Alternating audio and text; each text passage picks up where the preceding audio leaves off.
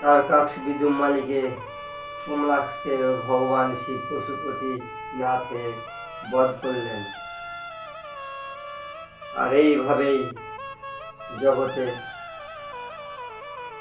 অসুরদের বিনাশ করেছেন। মা দুর্গা জগৎ জননী পার্বতী কালীকে আরো অসুর বধ করেছেন, যার নাম বিদম উৎপল। তারা দুজন এমন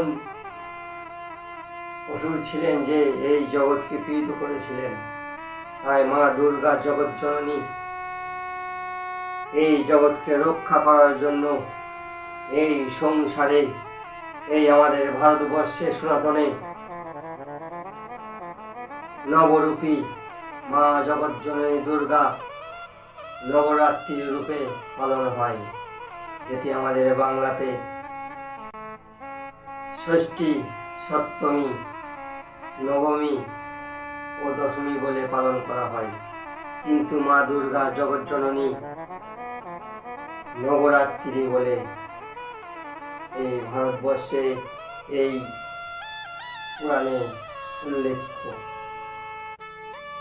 মা দুর্গা জগৎ জননী এই জগতে রক্ষা করার জন্য এসেছেন। মা দুর্গাকে যে আরাধনা করবেন সে সমস্ত ফল পাবেন।